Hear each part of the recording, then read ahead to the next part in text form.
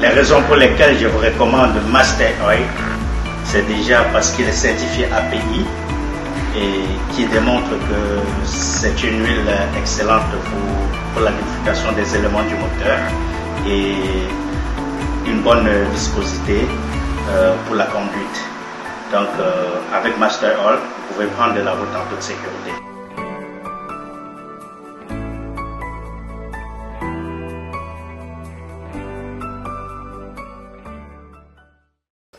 En quelques mots, qui est Crépin?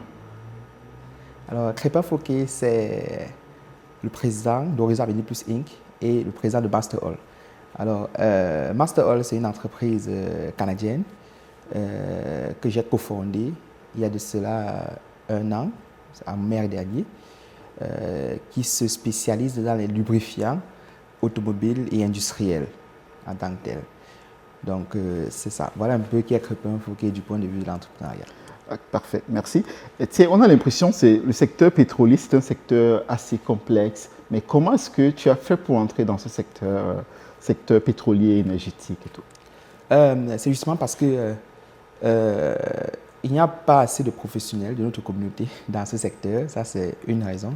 La deuxième raison, c'est que embarquer dans les lubrifiants automobiles et industriels n'était pas un fait du hasard. Je suis moi-même à la base un professionnel du secteur automobile. J'ai été mécanicien, j'ai fait mon DEC en mécanique, j'ai travaillé longtemps comme mécanicien avant de compléter ma maîtrise en ingénieur à l'ETS où j'ai travaillé dans le domaine de la maintenance industrielle de manière générale. Donc, je sais pertinemment, du point de vue des connaissances techniques, ce que représentent les lubrifiants pour les équipements industriels et pour nos moteurs. Donc, voilà un peu les éléments qui me poussent à me lancer dans ce domaine-là. Parfait. Et puis là, tu parlais du fait que tu étais aussi président de Master Oil. Est-ce que tu peux me parler un peu de la vision de Master Oil Inc.? Master Oil Inc., c'est une compagnie canadienne fondée il y a de cela 1 an aujourd'hui. La vision derrière cette entreprise-là, on veut vraiment se positionner comme parmi les grands noms, parmi les grandes marques du secteur automobile, du secteur des lubrifiants automobiles que vous entendez aujourd'hui. Notre vision est claire là-dessus. Déployer une gamme de lubrifiants qui, non seulement du point de vue de la performance, se met au top, mais aussi, dans un avenir proche, déployer une chaîne d'embouteillage au Canada pour pouvoir impacter et voir conquérir l'ensemble du marché canadien et même africain. Merci. Alors, origine. Alors, comment définissais-tu le succès avant de te lancer et qu'est-ce qui a changé profondément aujourd'hui? Alors, ma définition du succès avant de me lancer en entrepreneuriat et celle d'aujourd'hui n'a jamais changé. Elle est restée idem. Pour moi, le succès, c'est impacter. C'est avoir vraiment un réel impact sur notre entourage, sur les générations futures. C'est quitter aussi d'une position A, je dirais précaire, à une position B, moins précaire. Pour moi, c'est tout ça qui constitue le succès. C'est pouvoir atteindre les objectifs qu'on se fixe lorsqu'on lance un business. Donc pour moi, de manière générale, c'est ça le succès. Le succès, ce n'est pas générer beaucoup d'argent, absolument, non. Mais c'est d'avoir un réel impact dans la société, dans la communauté. Parfait. Est-ce qu'aujourd'hui, on peut dire que Master Oil a un véritable impact? Master Oil fait son petit chemin, oui, mais en termes d'impact, je dirais oui, puisqu'en l'espace d'1 an, nous avons écoulé environ 1000 à 1500, entre 1000 et 1500 barils au bout d'1 an. Donc, je dirais oui, Master Oil commence à avoir un réel impact. Et Master Oil s'étend au-delà des frontières canadiennes en moins d'1 an.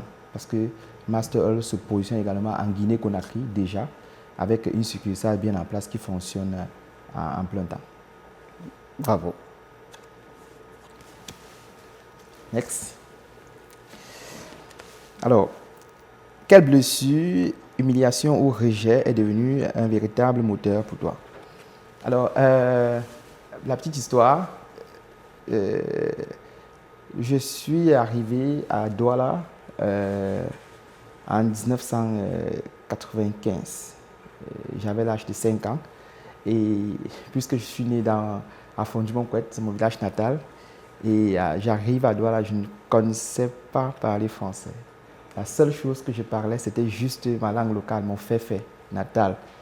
Et au quartier, j'ai rencontré des petits garçons de mon âge aussi. Et là, je ne comprenais rien à ce que les gars racontaient. Mais sauf qu'il fallait que je sois scolarisé. Alors, c'était ça la claque parce que là, j'arrive à l'école, les enseignants parlent, je ne comprends que dalle.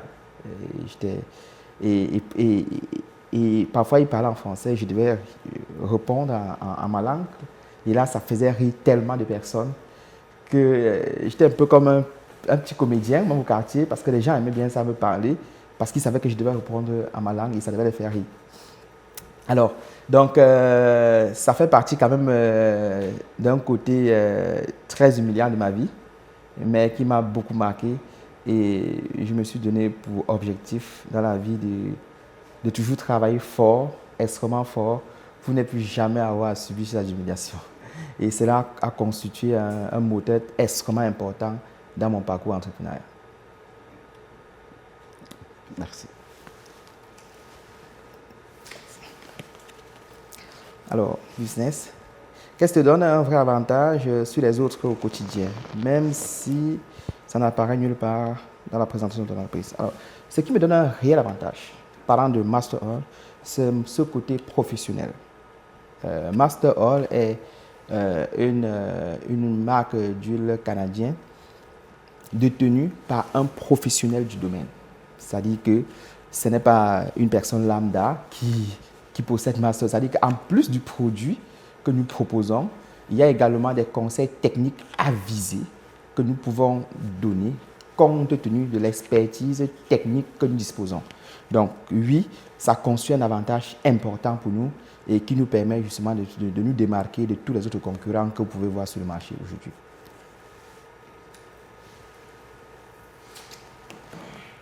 Bon, si ton business disparaît demain matin, quelle serait ta première action dès l'après-midi? Alors, je ne vais pas attendre l'après-midi, ça c'est sûr.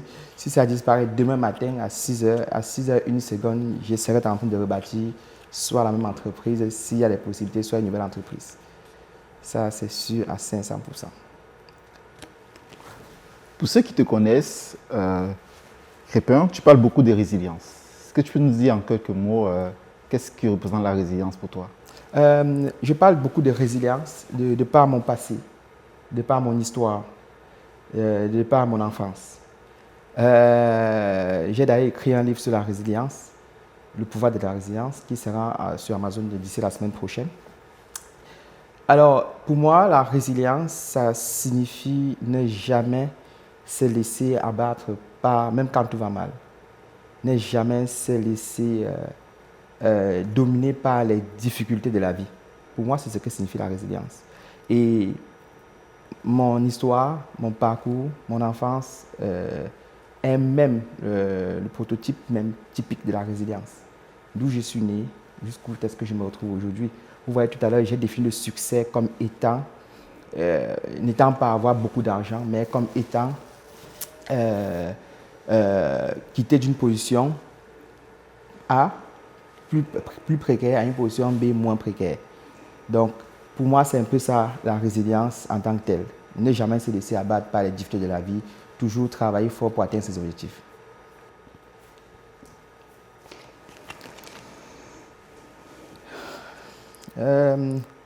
Est-ce que tout cela valait vraiment la peine? Tous les sacrifices, toutes les pertes, toutes les nuits. Alors oui, ça valait la peine parce qu'aujourd'hui, on a des fruits de tous ces sacrifices-là qui commencent à tomber. Donc, définitivement, ça valait la peine, tous ces sacrifices-là. Toutes les nuits blanches, oui, ça valait la peine. S'il fallait recommencer, on le ferait sans hésiter. Est-ce que tu as un chiffre comme ça en tête, je pense chiffre d'affaires, je sais pas trop, un indicateur qui peut traduire les sacrifices? Ça, par contre, c'est une question que je n'ai jamais répondu, mais je l'ai mis quelque part. Je l'ai mis quelque part et c'est où ça doit être. Je l'ai mis dans mon livre. Pour la première fois dans mon livre, Le pouvoir de la résilience, je parle de mes chiffres d'affaires. Je parle de mes chiffres d'affaires inscrits dans mes états financiers au 31 juillet 2022. Je parle de mes chiffres d'affaires inscrits dans mes états financiers au 31 juillet 2023. Et je parle également de mes chiffres financiers inscrits dans mes états financiers au 31 juillet 2024. Et je pense que pour les curieux, je les invite à aller lire et à aller voir. Là. Tout ce que je peux dire, c'est qu'entre 2022 et 2023, nous avons connu un taux de croissance de 204%. Là, je parle de mon entreprise Horizon Avenir Plus Inc. 204%. Donc, prenez n'importe quel chiffre, ajoutez 204% et vous verrez. Mais si vous voulez voir les chiffres exacts, je vous invite. Le livre sera disponible sur Amazon dès la semaine prochaine. Parfait, merci.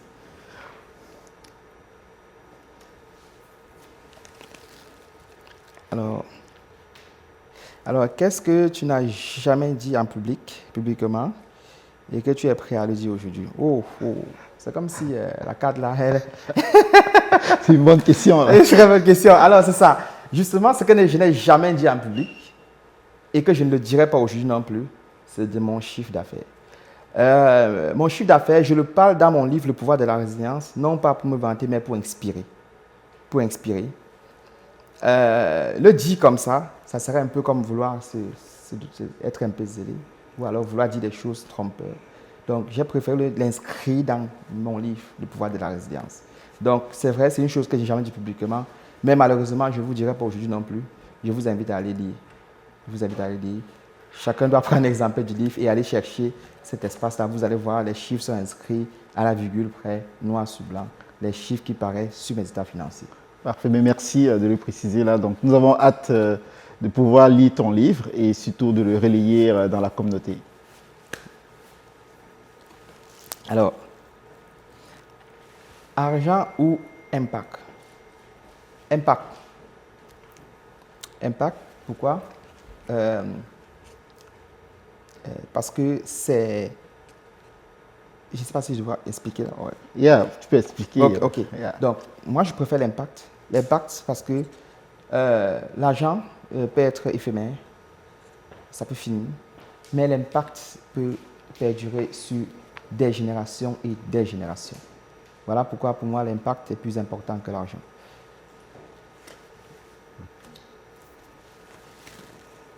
Prendre des risques ou garder la stabilité. Quelle est la vraie nature du décideur? Prendre les risques. On ne peut pas atteindre les sommets sans prendre les risques. Il faut tout le temps prendre des risques. Pour moi, on ne peut pas être un décideur visionnaire sans prendre des risques. Et l'un des plus gros risques que nous avons pris, c'était d'investir notre argent dans une marque d'huile moteur avec tellement de concurrence sur le marché, tellement de gros noms sur le marché, tellement de multinationales. Mais c'était un risque qui valait la peine qu'on la prenne. Et aujourd'hui, nos résultats nous donnent raison en tant que tels.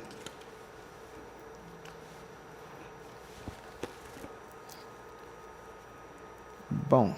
Est-ce que la vie que tu mènes aujourd'hui correspond réellement aux valeurs que tu affirmes porter? Oui. Oui, je n'ai jamais trahi mes valeurs. Peu importe ce qu'on me propose, je ne trahirai jamais mes valeurs. Et je fais toujours tout pour que ma vie soit en éducation avec mes valeurs, avec les valeurs que mes parents m'ont inculquées. Quelles sont tes valeurs? L'honnêteté. La droiture. Ce sont des valeurs qui me sont chères. Honnêteté et droiture. Dans le business, on peut parfois être appelé à faire tout peut-être pour sauver soit l'entreprise de sa perte, mais nous sommes restés, je préfère garder l'honnêteté et la droiture pour pouvoir atteindre mes objectifs. Est-ce que dans ton business, tu as eu l'occasion des personnes qui avaient des gestes pas corrects et tu les as rappelés? Bref, est-ce que tu as une situation où tu as mis en avant l'honnêteté que tu voudrais nous préciser, nous raconter un peu? Non, peut-être plus tard ça viendra, mais pour le moment, bon, je n'ai pas encore été confronté à ce genre de situation. Mais c'est sûr que si cela arriverait, je n'hésiterai pas à dire non du tout.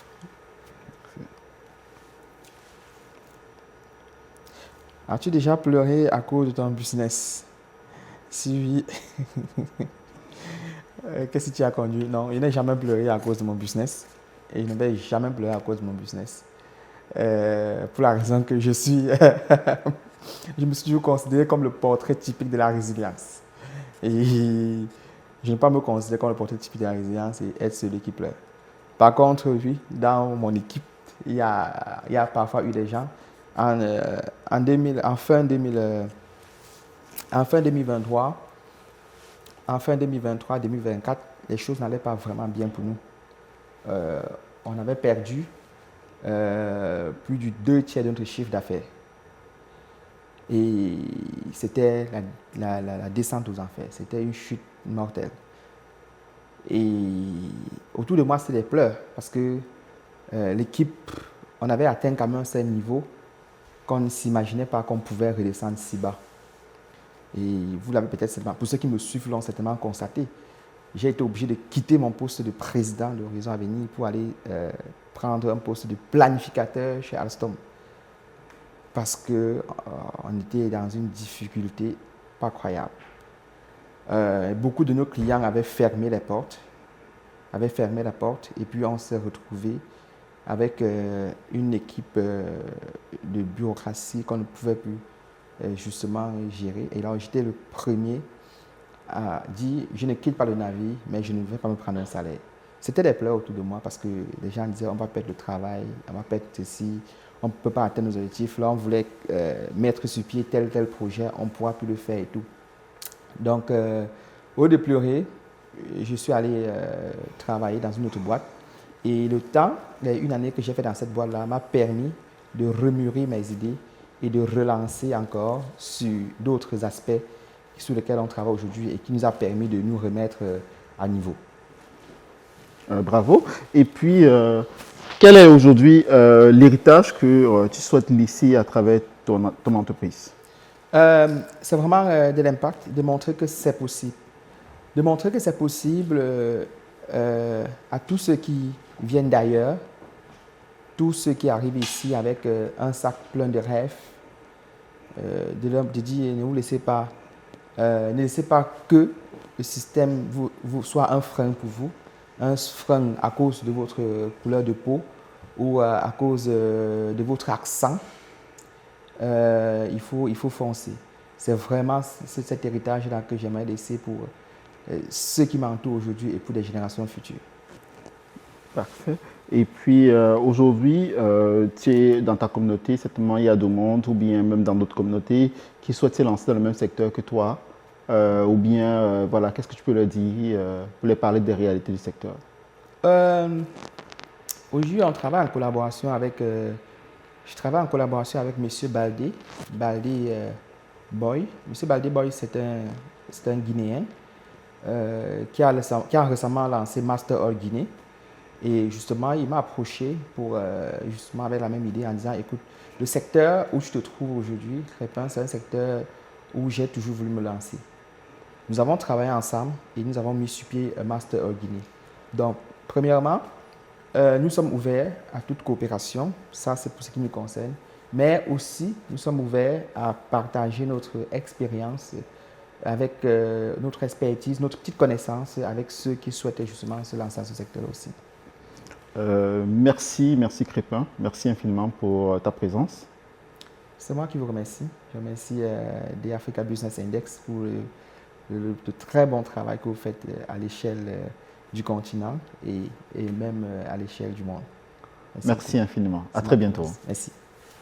Dans un monde où l'intelligence artificielle transforme les entreprises à une vitesse sans précédent, il est temps de passer à l'action. Entreprise canadienne spécialisée en transformation numérique, Innov Solutions Consulting accompagne les organisations dans l'adoption des technologies qui façonnent l'avenir. Grâce à l'intelligence artificielle, à l'analyse de données, à la business intelligence, aux solutions ERP et à la cybersécurité, nous aidons nos clients à optimiser leurs opérations, améliorer leurs performances et accélérer leur croissance. Transformez vos données en décisions stratégiques.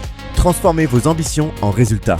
Innov Solutions Consulting, l'intelligence artificielle au service de votre performance.